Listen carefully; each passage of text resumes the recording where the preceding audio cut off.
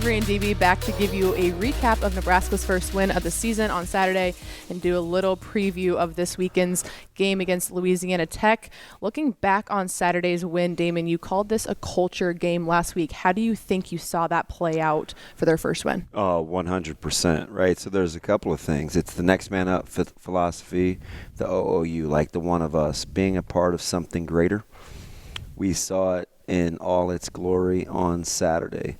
A couple of guys had to step up, had some new roles kind of thrust upon them. Anthony Grant, Heinrich Haarberg, obviously. You played 29 guys on defense. Like, it's just, that's part of their culture. Yeah. And the other thing is to stay in the moment, to go 1-0. I think people thought it was a lot of coach speak. Vegas thought it was going to be a tough game. I think a lot of the fans thought it was going to be a tough game. And it was one in which we kind of joked. Well, I was kind of serious. Like, I wanted it to be that kind of game. Physical, ugly, kind of played in a phone booth. And it played out that way because I think ultimately that's who Nebraska wants to be. And so getting a chance to practice that and come out on the good side, I think will definitely help. Yeah, the big headline, like you mentioned on Saturday, was Heinrich Haarberg getting his first start. Felt like he was kind of feeling things out in the first half and then kind of found his way in the second half. 58% completion rate, 158 passing yards, 2 passing touchdowns, 98 rushing yards, 1 rushing touchdown.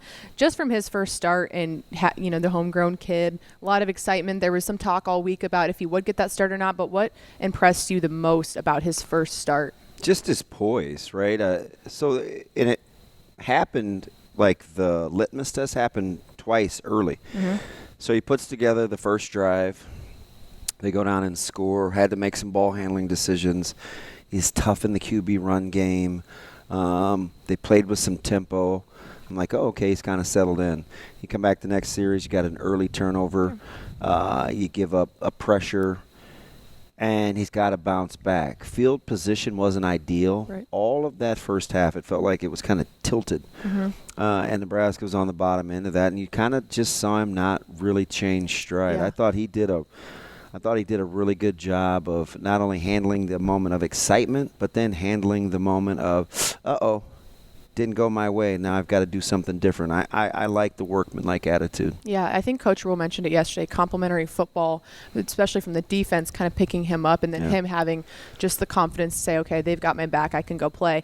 And I want to kind of talk about complimentary football. I know we'll get to the unfortunate injuries, but a key last week was how this Husker team can run as a unit, not just the running back unit, but also getting the quarterbacks intertwined in that as well to complement each other. I know that's going to change now with the depth in that room, but do you think they kind of found some rhythm in that area of the offense? Yeah, I really do. And I think it goes along with how they want to play the ground and pound, staying downhill, finishing runs. We saw the blocking kind of over time. I joked, this is, I don't know, a couple, 3 weeks ago, I said it's like Novocaine, right? You just have to kind of give it time.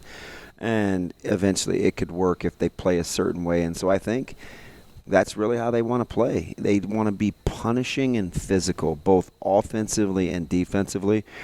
And I think this was the first time in a long time. A lot of coaches have said that in the past, but they actually call plays sequentially where they can make that happen. If you want to be a physical downhill run team, you have to call a physical downhill running type game. And I thought Nebraska did that. Yeah, physical running was the thing that stood out the most to me. Like, even Heinrich Haarberg did not shy away from any contact whatsoever. Yeah, and I like that. He built himself up physically to put himself in position. You saw the physical finishing runs from Anthony Grant and Ramir, and even Marcus Washington after the catch, like it's punishing, or Liebentritt, blocking downfield, or Ethan Piper with pancakes downfield. Like, as the game went on, they embodied how they wanted to play, and that was exuding some physicality. Yeah, as we usually do, defensive side of the ball, looking at what they did this past weekend. 29 different players stepped on the field for defense. That's a ton. It's a ton. And we've heard Coach Rule bring this up. We discussed it last week, but the level never seems to drop despite how many changes they make on the fly. Is that an eye-catching stat? And how impressive is it that 29 guys on this defensive side of the roster can play to the level that Nebraska's looking for right now? Well, it's impressive. That's a big number in week 3, and a game in which really didn't get what I would call out of hand until in the fourth quarter. Although at no point did you really get the sense Northern Illinois could put together back-to-back scores. Right. So I say that in context. But when guys go to the 10 or they're not playing, Luke Reimer missed a couple of series, and it took me a second to realize that he wasn't on the field. You say that, yeah. Right? Yep. It's like, and I get it. Sometimes I get confused by all the single-digit numbers, right? 3, 4, 5 with Nick and Luke and John. But it sounds like a biblical reference, right? Is that? Yeah. I think that's like the New Testament, right? It's not Matthew, Mark, Luke, and John. It's Luke, Nick, and and John. But they're just so interchangeable with Bear, and there were a couple times I didn't notice, like Blaze Gunnarsson. Mm-hmm. I wasn't quite sure when Cam Linhart got hurt because you just never know, right? Because they play so many guys, so you don't know if it's by necessity or it's just what they want to do. Right, so I think that will be interesting. I don't think they'll have the services of Boodle for a while, so that kind of leaves a mark. But again, just promising young guys on the defense is encouraging. Right. Well, one of those reasons why they weren't able to get multiple offensive strings together was because the defense held Rocky Lombardi to less than 100 passing yards, negative 18 rushing yards. But the goal going into this game and moving forward is, can defense get takeaways? I think we finally saw that they maybe are getting to that level. Had one, Coach Rule said it was in the last possession, doesn't really count, but they had a few that got called back. Transitioning into this next weekend against Louisiana Tech, Coach Rule said this is a team that's going to drop back and pass it a lot. How do you see this game presenting a huge opportunity for the defense to really elevate that part of their game? So this is going to test them, right? Because with so much space, sometimes in spread offenses, it's hard to get multiple hats to the ball. So Nebraska will have to kind of continue on that trend. And when they get a chance for mano-a-mano matchups up front to get after the quarterback, they've got to win those matchups to see if you can't get some loose hands around the quarterbacks as well. I think they'll put a couple of balls in the air that Nebraska can get their hands on. And this is one of those weeks where you got to make the most of it. You got to catch balls that you have an opportunity to create a takeaway. Right. And for reference, Louisiana Tech is averaging about 225 passing yards a game. Coach Rule told us this is going to be a tough team. They've had a few tough games. He also used the word explosive a lot. I know it's early in the week, but you guys also talked to Teddy Allen this morning, covers Louisiana Tech. What did he give you guys on this team, and maybe what has caught your eye so far? Yeah, it's a chunky, explosive offense, right? They're good running after the catch. It's not necessarily always getting vertical in the passing game. It's if you don't get them to the ground in space, they can crease you, and we've seen that with guys like Smoke Harris. I mean, he's the most the notable and the most dangerous and easily their best player on offense. So I think the challenge for Nebraska will because you're so spread out. Yeah. How can I get a lot of my friends involved? Right. And I think that will be the key for them defensively, managing this offense. Yeah. And then, as Rule said, obviously this is really not Nebraska's game plan. Passing is not really what they're going to look to all the time. They want to pound the rock, as we've seen. We kind of feel like we're piecing that together. We kind of have been guessing, is that Nebraska's game plan? I feel like last week kind of solidified that running the ball is kind of their game plan on offense. That kind of gets me to what we'll see this weekend. Unfortunate injuries to Gabe Irvin Jr. and Ramir Johnson. If you haven't heard, both dislocation injuries that will require surgery. So, I mean, our thoughts to both of them. Ramir, a senior, Gabe another injury. I'm really hoping they got to the hip quick, right? Because that could be a vascular issue as well in terms of blood flow. So I'm wishing both those guys the best. Yeah.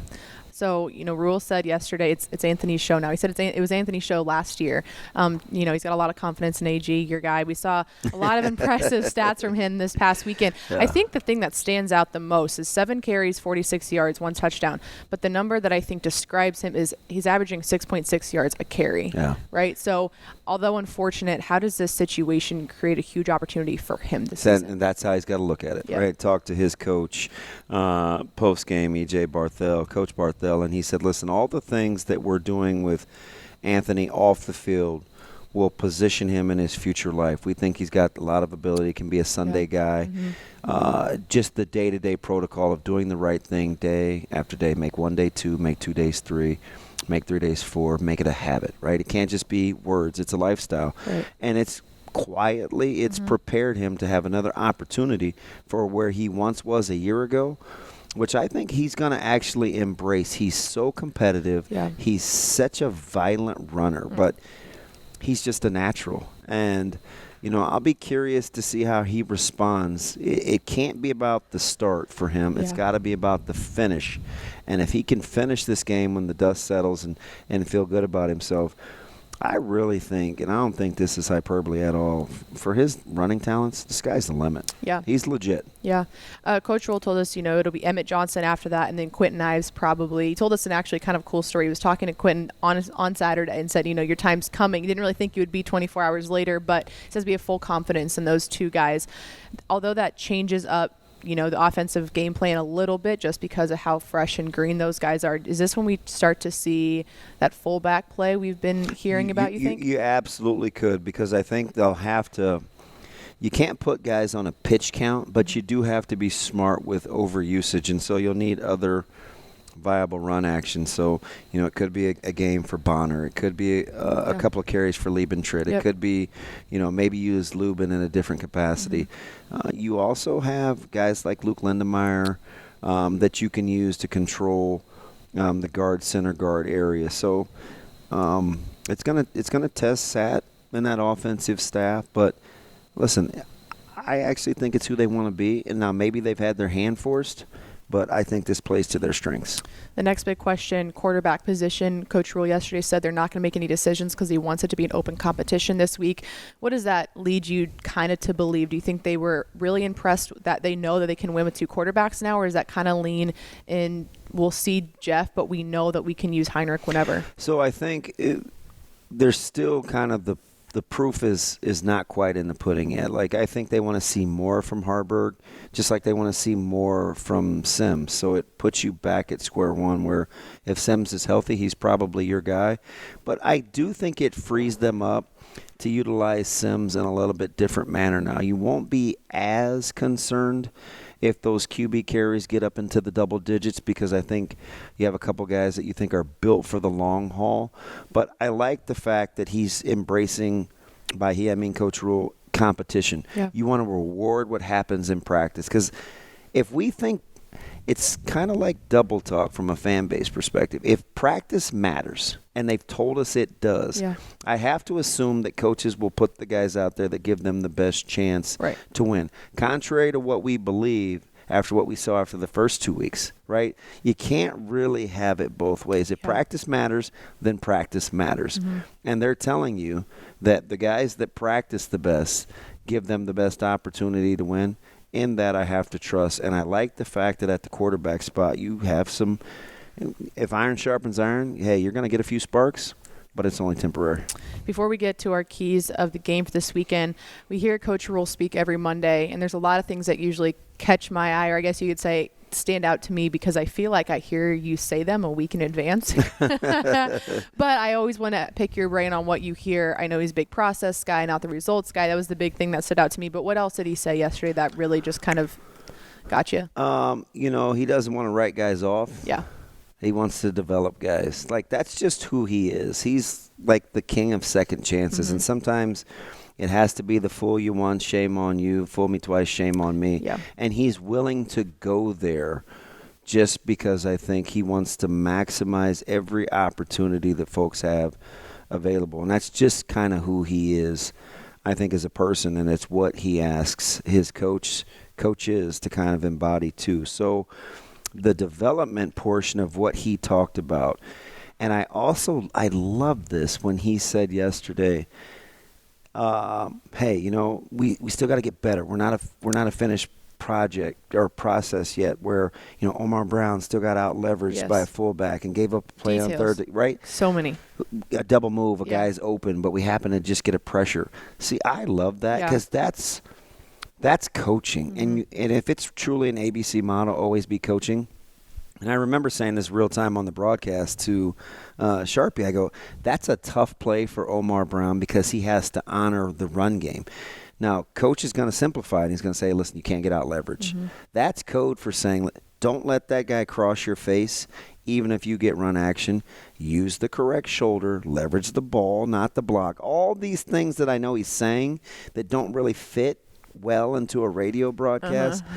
But it was music to my ears to hear him say it in the press conference, because if you're always going to be coaching, then you're always going to be coaching. Yeah. And he sees that the devil's not in the details. The details are the details. Yeah, I think the biggest thing that I appreciate is he says the plays that we were missing when we lost are They're still there. They're still They're there. still there. Like, I think that's a huge thing to recognize, because I think you do see coaches a lot be like, hey, one, next, okay, we can let's look at the things that went well to build Right. on next week, but you still have to look at the details. And I think that may seem like an obvious, but I don't think you realize how often that goes. Just, okay, we won, let's not pay attention to everything else, let's keep going. Yeah. I think that was an interesting thing that he It pointed just out. doesn't want you to really relax. Yeah.